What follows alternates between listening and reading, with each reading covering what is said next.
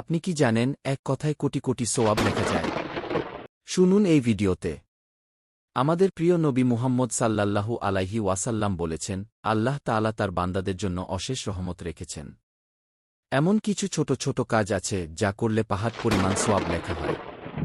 শুনলে অবাক হবেন। আজ আমরা শিখব ৩টি এমন চমৎকার আমল যেগুলো আমরা খুব সহজেই করতে পারি, আর আল্লাহ আমাদের জন্য বিশাল সোয়াব লিখে রাখবেন ইনশাআল্লাহ।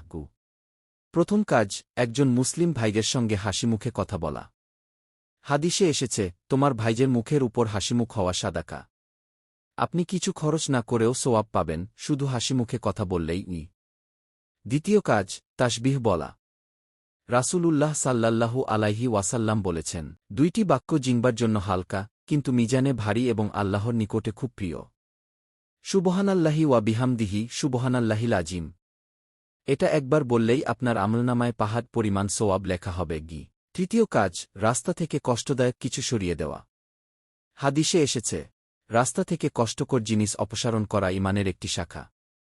একটা পাথর সরালেন, কাচের টুকরো সরালেন, এতেই সোয়াব লেখা হয়। বন্ধুরা, এই ছোট কাজগুলো হয়তো খুব সহজ, কিন্তু এগুলো আমাদেরকে জান্নাতে নেওয়ার জন্য অনেক বড় সুযোগ এবং সুন্দর পথ।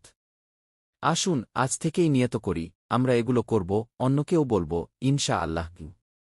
ভিডিওটি শেয়ার করুন যেন অন্যরাও শিখে সোয়াব পায়।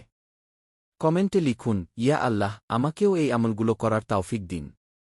আর অবশ্যই সাবস্ক্রাইব করে পাশে থাকুন ইসলামিক ভিডিওর জন্য।